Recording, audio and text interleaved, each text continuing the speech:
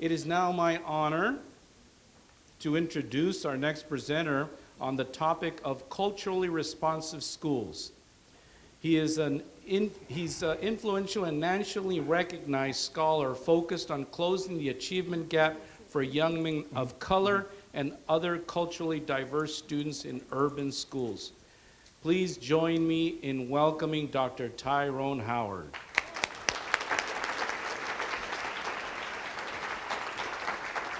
So my honor, my privilege to be here with you this morning. I told my friend and colleague, Dr. Langley, I wish I had gone before her. She's a tough act to follow, but I will do my best. I'm excited that we are here because we have folks who are in the room who typically do not speak and talk and work with one another. So this is encouraging, this is exciting, this gives us a new opportunity to do something different. So what I'm going to share with you today, I'm sure much of you already know, but I think it bears some repeating because we have to get this right. We have to get this right. We must get this right. Children are depending, needing us to get this right on their behalf. I come to you as someone who's been at UCLA for almost 20 years now, but that's not the real part of my story I need you to understand. I need you to understand the part of my story that says I grew up in Compton, California. And there's a narrative about growing up in Compton that says that folks who look like me should not be here. But I know I'm not the only one who has a similar kind of story. I know I have some South LA folks in here today, right? I see you. I have some East LA folks in here today. I have some folks who grew up in Watts. And part of what I say is that we have to get this right because as much as there is a narrative around certain zip codes and certain communities and certain populations, I think we have to begin to rethink and reframe the ways in which we think about, talk about, and respond to trauma. Now, obviously, today is around looking at and understanding some of the factors that happen outside of schools that contribute to trauma. And that is important. We must focus on those areas. We must talk about those areas. However, what I want to talk about is how schools have to be better to not contribute to the trauma that happens outside of schools. That makes sense to folks? Because oftentimes we talk about these traumas as if they exclusively occur outside of schools. And for someone who's a former classroom teacher, I have witnessed enough trauma happening in schools and in classrooms sometimes that make matters for our students worse. So part of what I want to make sure is that we frame this conversation in a way that's more comprehensive, that's more inclusive, that also takes into account school-based trauma. Does that make sense to folks? So let's get into it. I think we have to be mindful of the fact that as we talk about this, we have to ask a simple question. Who are the students that we are serving every single day? And part of why this is important is because we oftentimes operate from a one-size-fits-all approach as if all students are the same, as if they think the same, talk the same, act the same, and therefore we come up with interventions that are pretty much, very much universal. And when they don't work, we begin to blame the students and not begin to look at the context from which our students come from. So I say we have to be mindful of racial, ethnic, cultural, linguistic makeups of the students that we serve. And part of what we have not done across the board here in Los Angeles County is serve certain students well, i.e. enhancing the sense of school-based trauma. So I maintain that if we're going to have this work right, we have to ask, why is culturally responsive approach to schooling necessary? It's necessary because, again, culture is something I think we oftentimes have a very warped perception of. We have oftentimes a very undeveloped sort of construction of. And I think if we're going to create trauma-informed, culturally responsive schools, we must understand what trauma is and how trauma works, but also understand what culture is and how culture works. I maintain one of the biggest challenges that we have is a disconnect between who teaches and who learns. I'll say it again. Big disconnect between who teaches and who learns. And I think you can have very well-intentioned educators who are just culturally disconnected, culturally informed about the students that they serve, and therefore many labels get placed, I believe, unfairly, unjustly on lots of students of color, only reinforcing the trauma, or in some cases, causing trauma in the first place, okay? So if we're gonna have culturally responsive schools, we have to start with some data here, okay? So here we are, state of California. You all have seen these data before. I think it's important to have some hard conversations to look at who is graduating and who is not. If you look at data from the Department of Education, 15-16, by race, ethnicity, and gender, it points to a disturbing challenge. Part of that challenge is the fact that if you look at these data across the board, girls outperform boys on every measure when it comes to graduating from high school. To that I say, go girls, right? But at the same time, I would like to see both groups be at 100%. And what we cannot ignore is the fact that there are some obvious racial discrepancies here. Namely, if you look at the fact that African American students lag behind everyone else, Native American students are right there. The fact that we have only 67% of our black males graduate from high school, that should give us all concern and outrage. The fact that only about 70% of Native American boys graduate, that should give us some concern. The fact that Latino students, we see that Latino males are only at 76%. So we have to ask some questions, not about what's wrong with the students, but what is wrong with the system that is serving these students that contributes to these discrepancies. These discrepancies are not new. We have seen these for some time, but part of what we have to remember is, what do the old folks tell us? That the surest sign of insanity is doing what? Same thing over and over again, expecting a different result. So part of what we have to do if we understand these data is ask ourselves the question, why are we doing the same things, getting same results, but then we ask ourselves what's wrong with the students. I ask us to think about what's wrong with the systems and the services that are offered to children in the first place, and how can they be more racially and culturally specific. That makes sense to folks? Okay, so how does it play itself out when it's not responsive? Okay, look, let's start here with LAUSD. I'm just going to pick on one district because it's the largest one in our county. You all see this data broken down by race and ethnicity when it comes to suspensions, because I think, again, this is where school-based trauma begins to sort of play itself out. We look at the data for LAUSD. We know that about 3/4 of the students are Latino. We know about, 11%, 8% are African American. We have about 9% that are white. So we would hope that we would ideally see numbers that are in line with those same numbers for the overall makeup of the population. However, when we look at this data right here, it tells us a different story. And I'm not going to go through all the details here, but what we know is the fact that when it comes to African American students, they are the only group of students here in Los Angeles County and in the district that are woefully overrepresented when it comes to suspensions and expulsions. That should cause red flags. That should cause us to ask why, what is happening, what are we doing, how do we do something different that is responsive for all students, but especially those who consistently find themselves on the outside looking in. I asked the question. We should ask the question. We should be focused and very intentional on the fact that why do we have a population that's 8.5% of the population, but 30% of all students who are being suspended?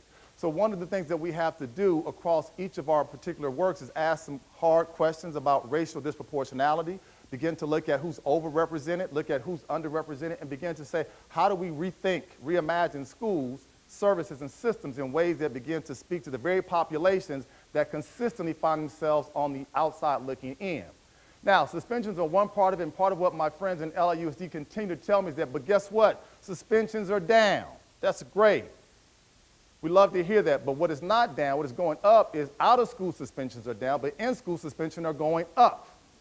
So we're still taking children out of learning situations and learning opportunities. The other thing that we have not talked about, as we discuss the fact that suspensions are down, is the fact that the racial disproportionality remains the same. So part of what we want to do is find a way to create more restorative learning situations for all students, but how do we make sure that the gaps that exist across racial and ethnic groups don't remain in place? Because we still see the data tell us the same thing when it comes to expulsions. Again, certain groups are underrepresented, other groups are overrepresented. So again, the hard questions we have to pose is why? What is happening? How do we explain that? I maintain that if we're going to create culturally responsive schools that are trauma-informed, we must begin to ask ourselves, who are the students that we are serving? Who are the teachers who are teaching them? Where is the racial literacy that they have? And where's the cultural competence that they have? Because oftentimes, this data right here is a direct result of a disconnect, as I mentioned earlier, between who teaches and who learns. And I maintain that it starts early, it starts often, and oftentimes the trauma is not created by outside factors, but it happens because of folks who are in school supposedly nurturing children, serving children, mentoring students, but oftentimes the mentors become tormentors, okay? So let's take one step of how we see it starting early, because it happens as early as preschool now. I always show this data because we should all be upset, outraged, and alarmed at the fact that we now have school discipline in preschool.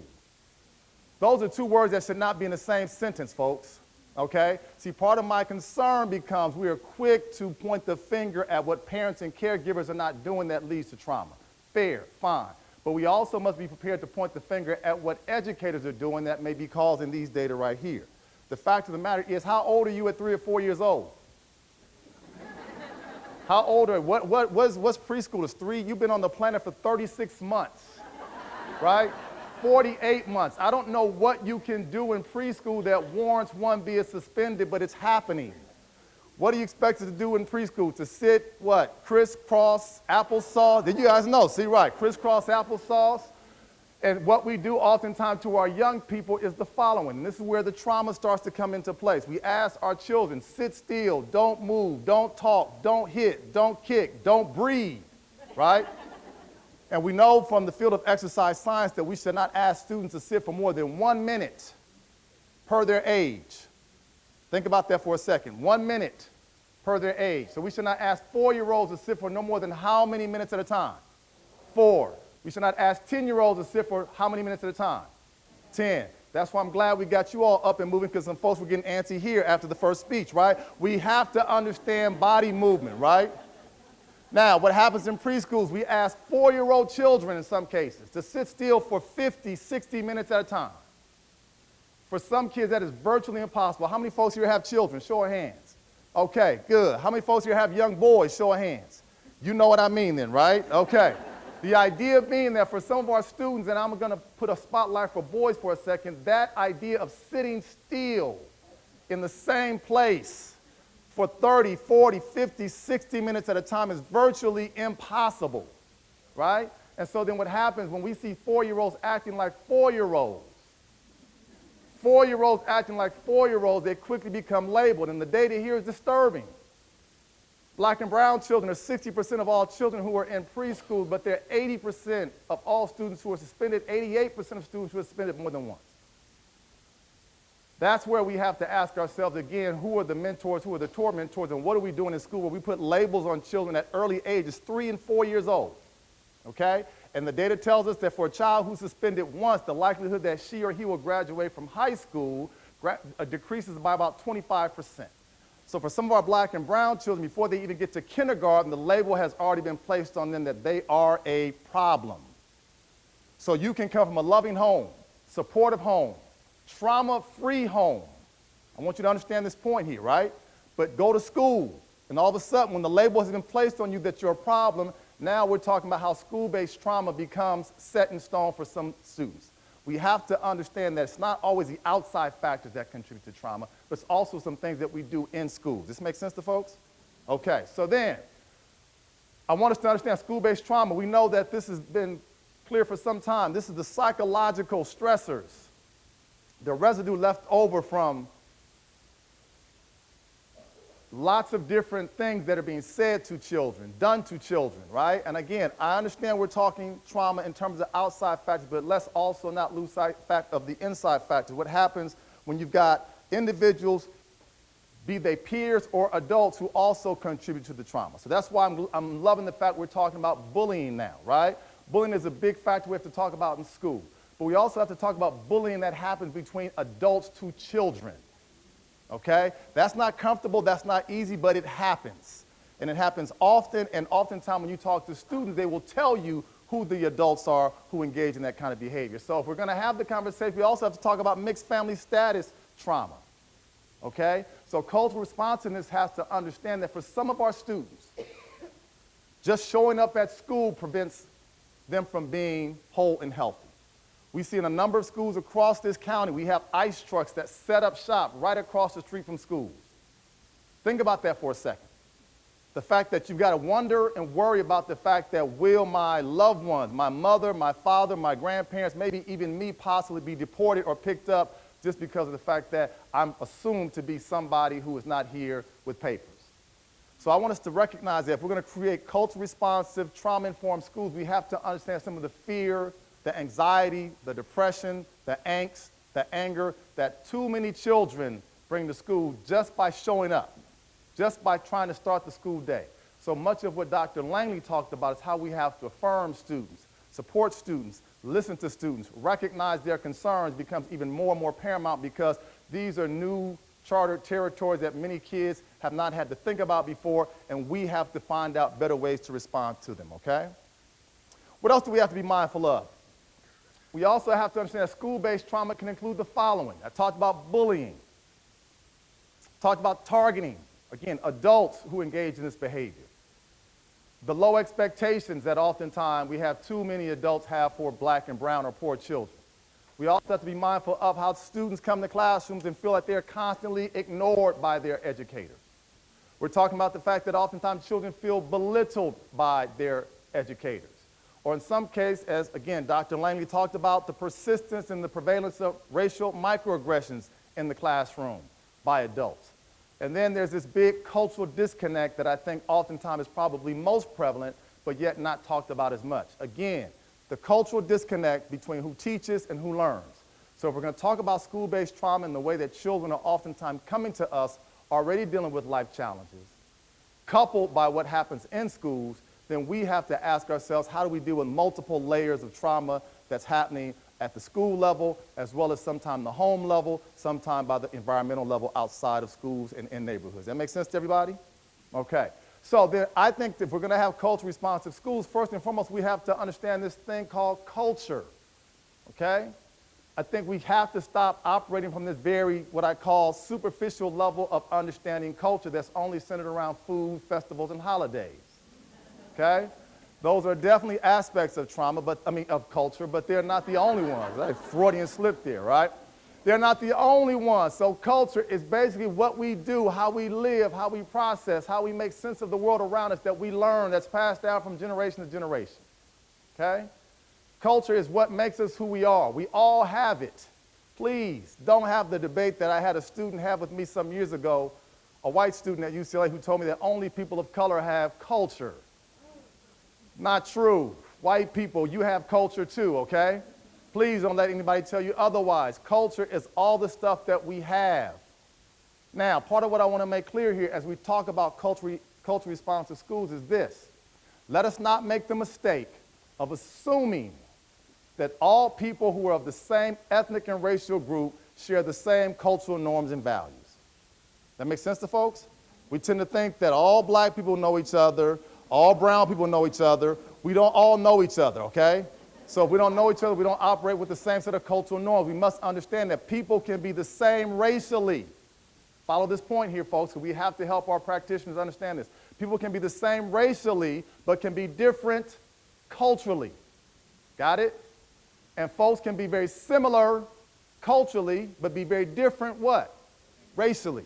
So what we tend to do is operate from the standpoint of what works for this Latino child is going to work for all Latino children.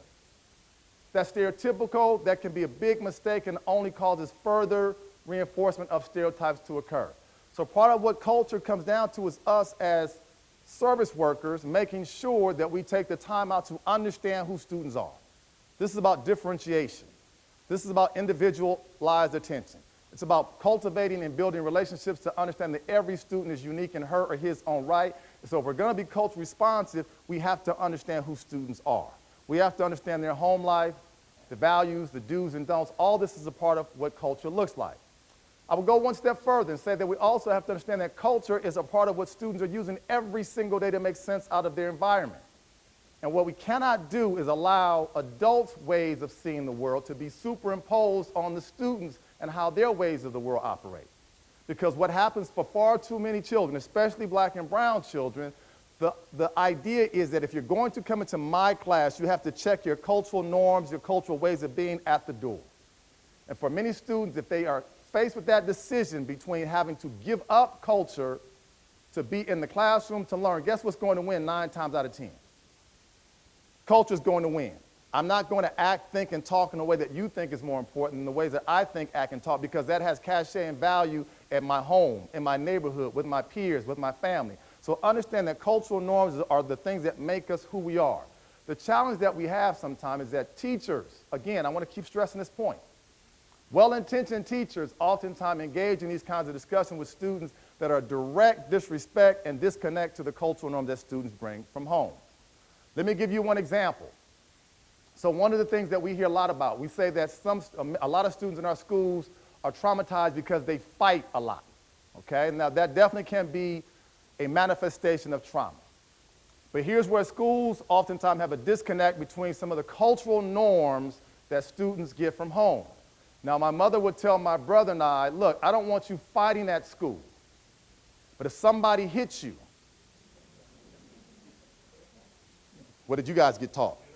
There you go, you hit back, right? Now, so the idea being that the fact that I hit back is not a form of trauma necessarily, it's the fact that the cultural norm is such that I've been told that I cannot come home with a big knot upside my head. My mother asked me what happens. I said I got hit. And she said, well, if you have a knot upside your head, then the person that did that needs to have what? 2 upside their head, right?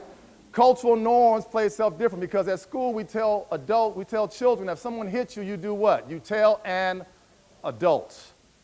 Many students come from the standpoint, culturally speaking, if someone hits me, I must do what? Hit back. Now we have to figure out why do we put those students in that kind of unenviable position of having to choose between home and school. But it happens oftentimes, and we have to be a little bit more understanding of why students resort to certain things, because students live culturally in a world that tells you I must defend myself. I have to protect myself, or I have to protect younger siblings. How many of us have siblings? Okay, how many of us have younger siblings? How many of you were told by parents, caregivers, that you have to look out for your younger sister or younger brother? Okay, and if you did not look out for your younger sister or brother, guess who got in trouble? You did, right? It's a cultural norm. I'm saying we have to understand that culture plays itself out in different ways. Our students live culturally, and we have to figure out how students use these different patterns to interpret their reality, okay? I always tell this story about a young man who we worked with over in school in Los Angeles Unified School District. His name was Marcus, and Marcus was a part of a rites of passage program we had working with young men in 5th and 6th grade. He was a big guy, he was 12 years old, but he's about as big as me. And I got a call from the school saying that Marcus had been arrested at the school for assaulting a teacher. Okay, stay with me on this for a second. So I said, we know Marcus had some challenges because his home life wasn't very stable, but I never thought that Marcus would assault a teacher. So I got to the school, and I remember getting to the school, and they had Marcus in the back of the police car in handcuffs. And I asked the officers, could they at least let him out of the back seat of the car so I could have a conversation with him because they couldn't get a hold of his mom. And they did. They cooperated. And so I asked Marcus, I said, Marcus, what happened? Why are you here? And Marcus explained to me that he was in class, and he was talking, and he was being disruptive. He said, Mr. Howard, I'm not going to lie to you. I wasn't doing what I was supposed to do. I said, okay, so then how do we get from that to you assaulting a teacher? He said, well, I was messing up in class, and my teacher told me to leave the room. He said, so I left the room, and she told me to wait outside the classroom, and she would deal with me in a minute. He said, and she came outside, and when she came to talk to me, she got in my face and started telling me about my behavior. He said, and then she got real close to me, and she started pointing her finger at my face. He said, and she got real close to me, and she had her finger virtually in my nose. He said, I told her to get your finger out of my face. He said, and she didn't. So he said, I moved to the side. He said, when I moved to the side, she moved to the side with me. And she kept yelling at me, telling me about my behavior, and she kept pointing her finger at my face. Now, as I'm telling this story right now, some of you are already thinking what? Shame on that teacher, right? Okay, so he said for the second time, I told her, get your finger out of my face. And she wouldn't. So I moved the second time. And when I moved the second time, she moved with me the second time. He said, she kept pointing, telling me about my behavior and how sick she was of my behavior. He said she basically was almost touching my nose. He said, now she was talking to me, she accidentally spat on my face. Okay? Now let's say, why am I telling this story? Because there's some cultural norms about personal space we should be mindful of. Okay? For some people, culture says that you don't invade my personal space. Right? For some people, that cultural space is almost as bad as putting your hands on me. Right? So what Marcus said was when she did that, he said he grabbed her hand, he pushed it out the way, and he pushed her and he walked away. There was the assault. Right? Now, I tell this story because I say Marcus was wrong as two left shoes because I told him you should have never put your hands on a teacher. But part of what we have to understand is, again, the school-based trauma where you have a teacher who was supposed to be the bigger person in that situation, who invades the personal space of a student. The young man asked her twice to get your finger out of my face. She defies it both times. He attempts to de-escalate by moving away from her. She escalates it by moving with him. Hence, he responds the way he responds. Now, I want to be clear with this. Again, there are some cultural norms that we all need to be mindful to. Students are trying to tell us all the time the cultural norms that they operate from. But student tells you to get out my face. You know what we should all do, folks? Get out their face. The student moves twice, guess what we should do? Not move with him or her, or at least back up and give some space. Small example, but here are the little ways that students are oftentimes trying to navigate the way that they understand the world and the way that others understand the world around them, okay?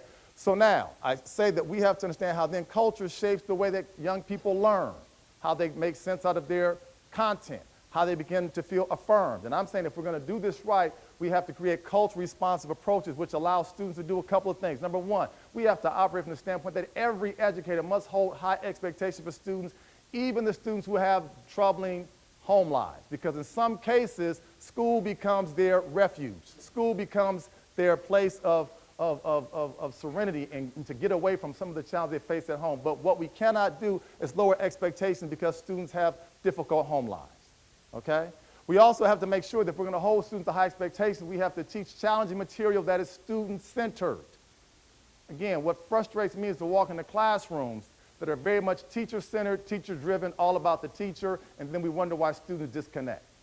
Part of what culture-responsive approaches says is how do we incorporate content in the classroom that helps students to talk, think, write about things that are pertinent to their own realities, okay? We also have to create real-world ties between home and the content. We know that when we learn about things that are relevant to us, our interest goes up, our effort goes up, and ultimately our achievement can begin to go up if we feel like we're being affirmed through the curriculum. And too many students walk into classrooms where they don't see themselves reflected. They don't see anybody in the curriculum who looks like them, who tells their story, who speaks their language, who speaks to issues that are pertinent in their home lives. Does that make sense to folks? Okay?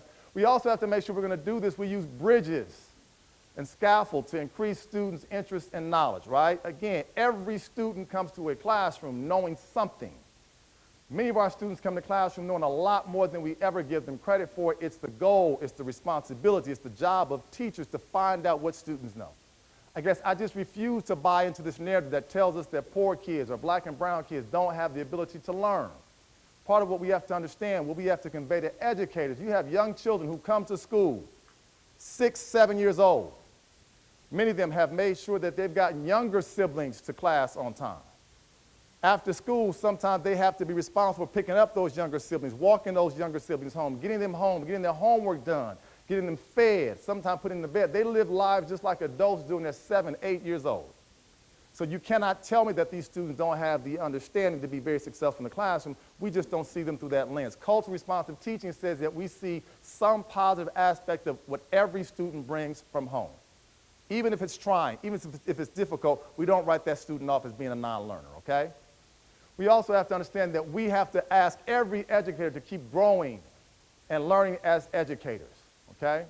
Part of what we have to recognize is that we have a lot of teachers who say they long for the quote-unquote good old days. I wonder what that means, the good old days.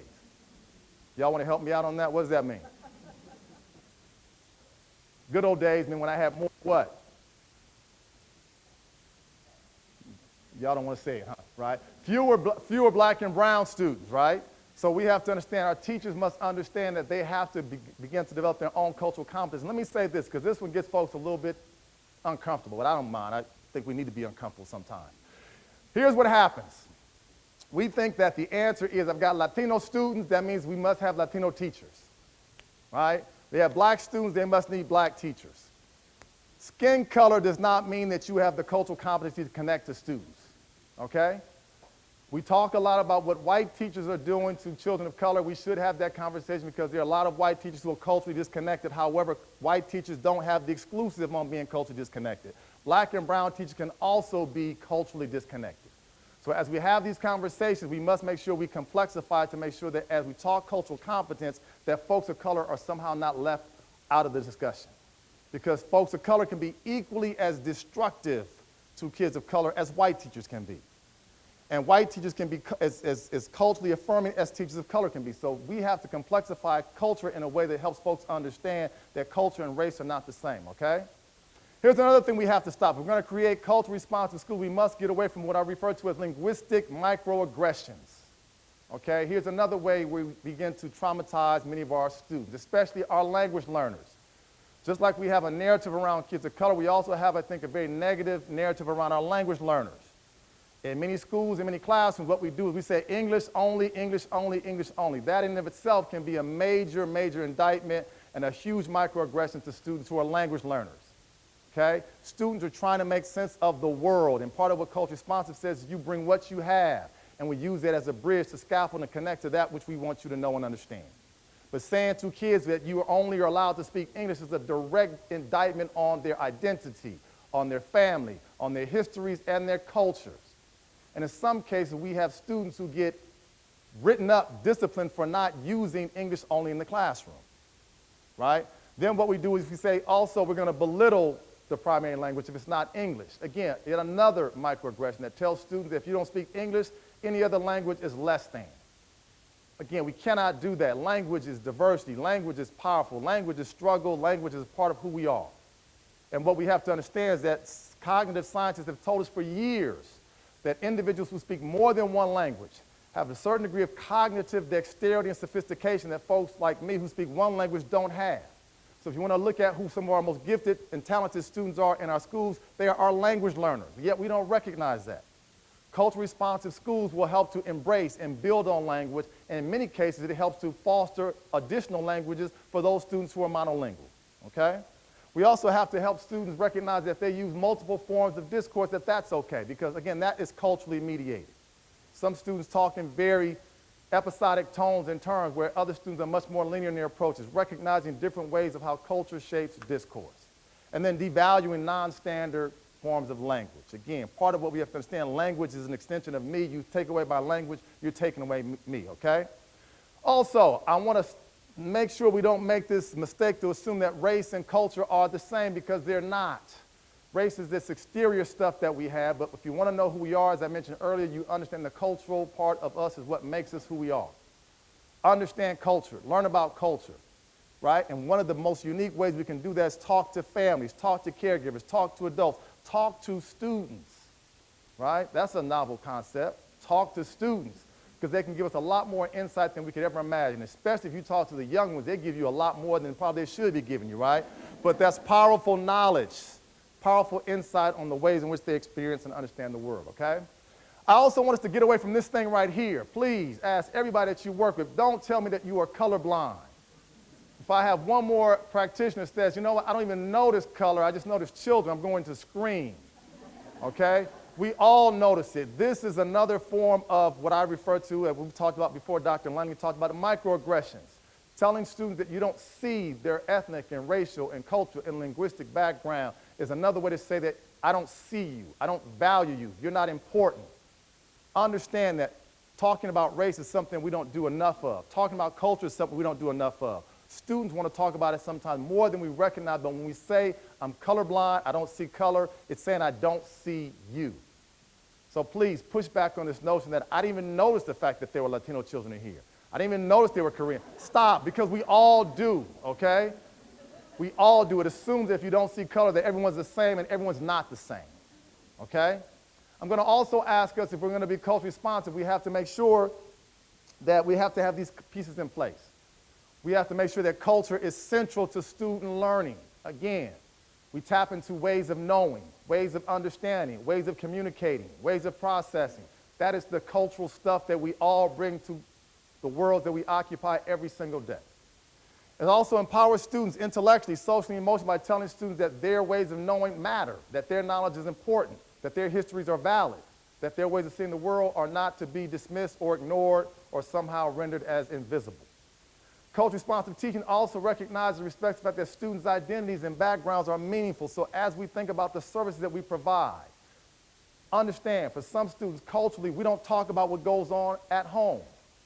So we've talked to a number of folks who are in social work who said that they ask questions of students, they suspect something's going on, but students then will shut down. Where there's oftentimes a cultural context to that we don't talk about what happens at home, right? So we have to understand, how do we navigate those intricacies involved in what students are being taught at home versus what we might be doing that's concerned with their safety, okay?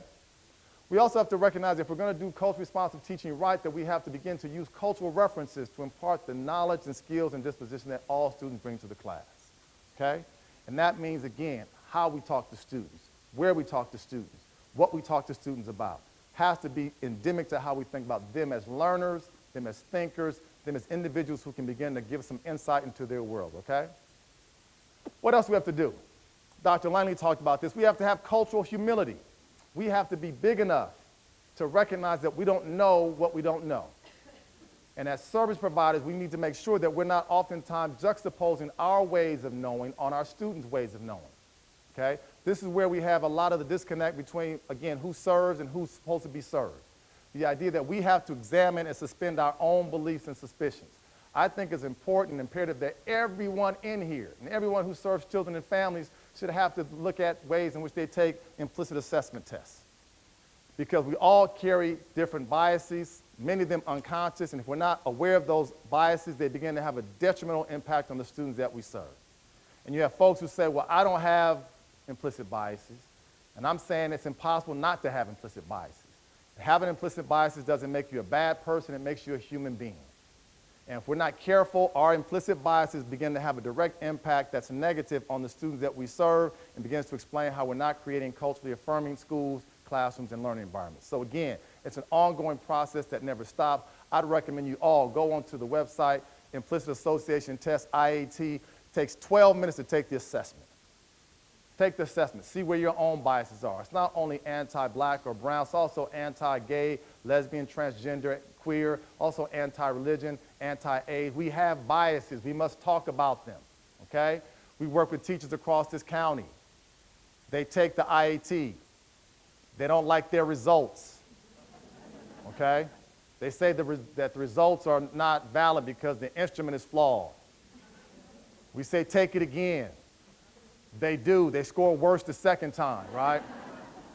Implicit biases are real, folks. IAT, Implicit Association Test. I think it's important. We should have all of our service providers, educators, probation, social workers, beginning to examine their implicit biases because they're real and they happen more than we recognize, okay? So, my time is getting close to coming to an end. What else do we have to do? Actually, I need like another hour, right? Audrey, we need more time. Okay, so here's what we do. We have to begin to build relationships. If we're talking about culturally responsive teachers, relationships, they matter, okay? And so part of what relationships have to do is we have to know our students and their socio-cultural realities. Again, recognize that students come to us being the best that they can be. Our parents and caregivers are sending their children in the best way that they can. They're sending us their absolute best. We cannot forget that. It's not as if they're sending us the bad ones and keeping the good ones at home. They're sending the best that they have. Understand their realities, okay?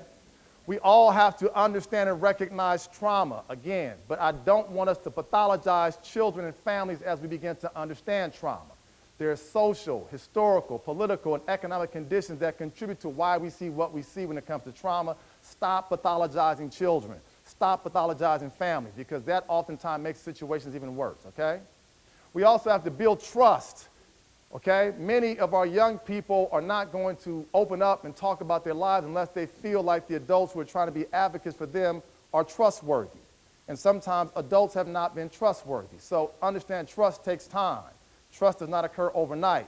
And trust is not bound by one's gender or race or ethnicity or age. It's about will you listen and learn to me in a way that's not judgmental and does not posit me through a deficit lens.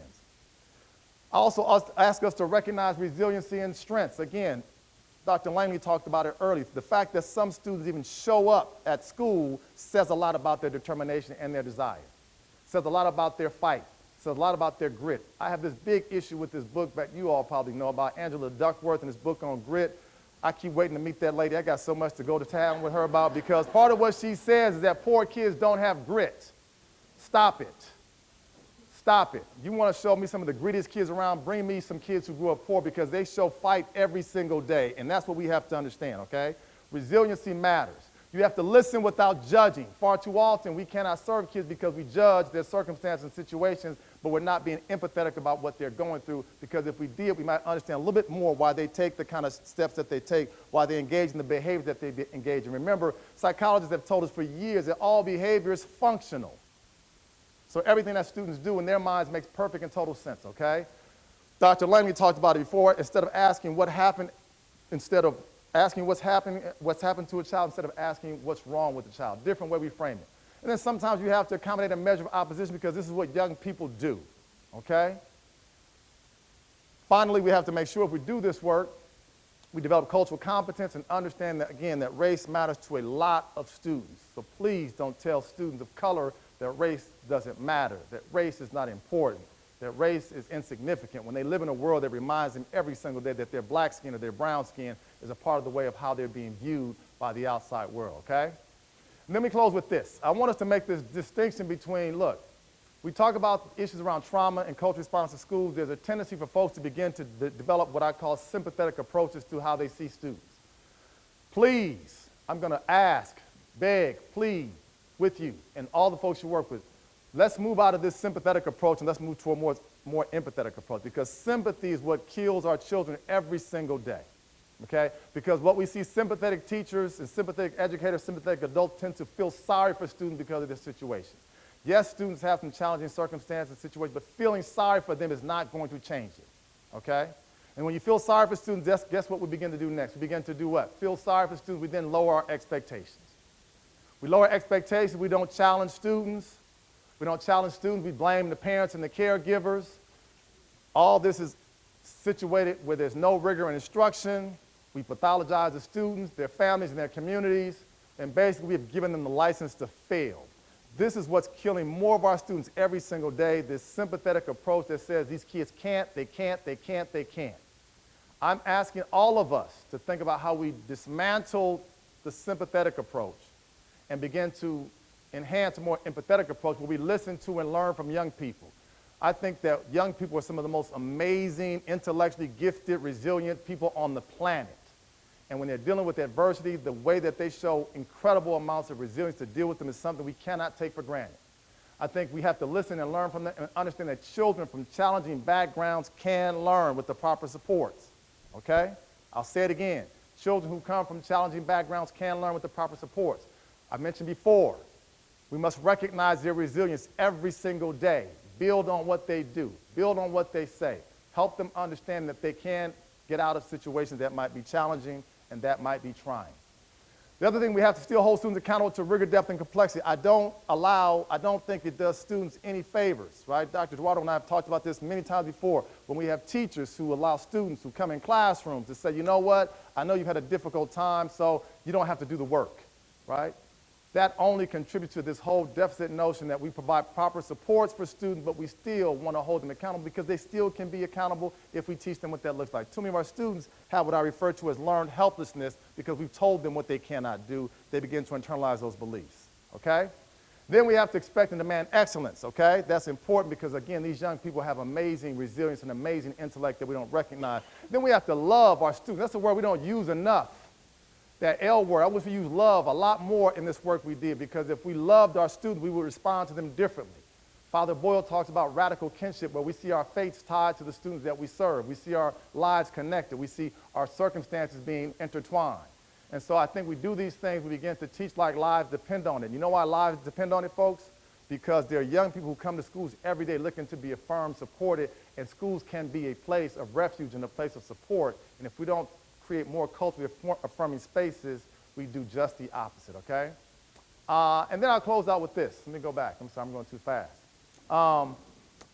One of the ways we counteract microaggressions is by engaging in microaffirmations, okay? Dr. Langley talked about it. These microaffirmations are small acts that can have a big impact on individual success. It is good to see you today. I'm glad that you were here. My day is better because you showed up today. We missed you yesterday. You can do this. I know you can get through this. I'm here to support. These are little small acts that can go a long way. For some of our students, they just need to hear an adult to tell them that things will be okay, that things will get better, that there's someone there to help them, that there's someone there who supports them, that there's someone there who will listen to them, that there's someone there who will advocate for them. Microaffirmations are more than just being nice. They are intentional and they operate from a strength-based approach that says that we are here to support students, and we tell them that, not just one time. We have 180 days in the school year. For some of our students, we need to say it every single day, that we are glad that they are there. We are glad that they showed up. We want to see them succeed. We know that they will succeed. We are there to help them succeed. These are all the steps that we can take on a day-in, day-out basis to shift the narrative from one that's being centered on deficits and one that's based on assets. That makes sense to folks? All right, so again, here's some contacts you all should know about, organizations that are important. We have to inform ourselves. We have to make sure that the folks that we are working with are also informed and aware of resources that are at their disposal. It's no accident that I have UCLA Cares in there. I think that UCLA is a good place to get this work done, right? No disrespect to nobody else in here, so that's another conversation, okay? And I think we all know this number. I'm amazed at how many educators don't know this number, who don't know how they can access something that's happening. I tell teachers all the time, if you see or suspect something, say something, okay? You must remind the folks that you work with, who work with adults, that they are mandated reporters. They have to act with courage, act with love, act with advocacy. Thank you, thank you, thank you. Let's do this work, folks.